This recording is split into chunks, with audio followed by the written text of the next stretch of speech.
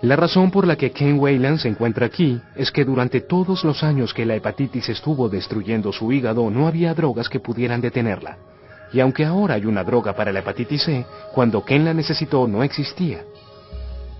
Ahora imagine que para cualquiera de nosotros, para cualquier enfermedad, no hubiese drogas. Ni penicilina, ni aspirinas, nada. Durante la mayor parte de la historia, los médicos contaban con poco más que curas tradicionales y pociones. Los enfermos eran sometidos a ayunos, eran purgados, congelados, desangrados e incluso electrocutados. No sorprende que estos tratamientos rara vez funcionaran y que frecuentemente causaran serios daños. Muchos pensarían que Paul Ehrlich, un brillante y excéntrico científico alemán, fue aclamado como un héroe nacional cuando en 1909 le dio al mundo su primera droga verdadera. En lugar de esto, lo que siguió fue una de las historias más trágicas de la historia de la medicina. Tal vez Paul Ehrlich llegó en el momento justo durante el siglo XIX, porque había un fermento en la biología, había un fermento en la medicina, había avances en patología, el entendimiento de cómo funcionan las enfermedades. Hubo avances en la medicina como la teoría de los gérmenes, gracias a Louis Pasteur y Robert Koch. No era nada menos que fantástico.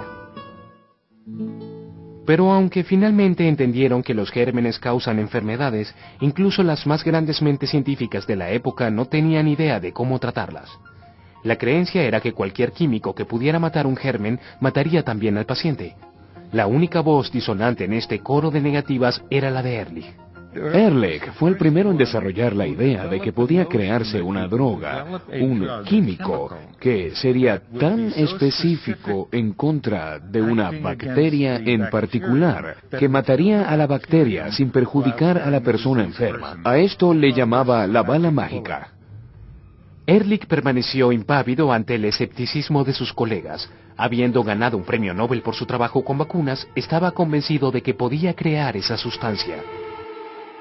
Paul Ehrlich y su asistente japonés Hata probaron muchos compuestos.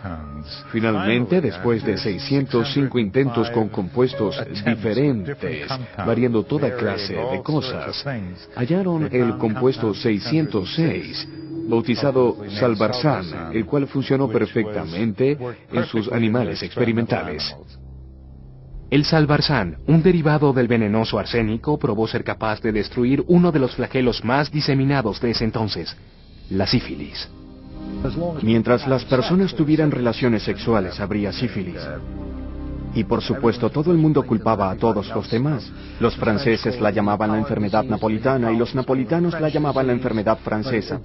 Pero en realidad no hubo nada con que combatirla hasta que fue descubierto el arsenical Salvarsan. La sífilis había sido una de las enfermedades infecciosas más temidas. Ahora Ehrlich había descubierto una cura que prometía salvar millones de vidas. De manera que este triunfo extraordinario debió haber sido el logro máximo de una ya estelar carrera. Pero virtualmente tan pronto el Salvarsan salió a las calles, Ehrlich estuvo bajo ataque desde todos los flancos. Liderando el ataque estaban aquellos que se habían beneficiado de las muchas curas empíricas que ya existían para la sífilis. Cada vez que alguien presenta una droga que realmente funciona, va a afectar el negocio de alguien más. Las personas que utilizaban remedios falsos veían sus ingresos amenazados y por tanto decían que el Salvarsan era una droga peligrosa. Ehrlich ignoró estos ataques, pero apenas eran el comienzo. Aunque había dado instrucciones cuidadosas sobre cómo utilizar el Salvarsan con seguridad, muchos médicos las ignoraron y los pacientes comenzaron a morir. Los médicos culparon a Ehrlich por estas muertes. El arsénico es un veneno, y si es mal administrado puede hacerse mucho daño. Y algunas personas murieron por mala administración de Salvarsan. Uno de los problemas es que era un polvo que tenía que ser mezclado con agua y que tenía que ser inyectado. Si el agua o la aguja estaban contaminadas, podía haber un efecto secundario adverso. El otro punto era que las personas esperaban que el Salvarsan curara la sífilis en todas sus etapas, y el Salvarsan solo funcionaba durante las primeras etapas de la sífilis. De manera que si querían tratar las etapas avanzadas de la sífilis y no lograban resultados, decían que el Salvarsan no servía. Ehrlich cada vez se sentía más perturbado por estas injustas y cada vez más fuertes acusaciones. Las personas que se oponían a Ehrlich y el Salvarsan se aferraron de cualquier cosa para luchar contra ellos.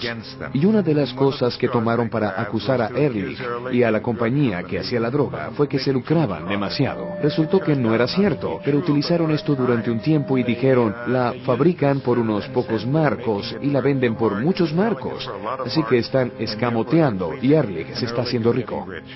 Ehrlich era atacado desde todas las direcciones con acusaciones de que realmente no había descubierto el Salvarsan, afirmaciones de que no lo había probado adecuadamente e incluso alegatos de que un hospital importante estaba obligando a prostitutas a usar la droga en contra de su voluntad.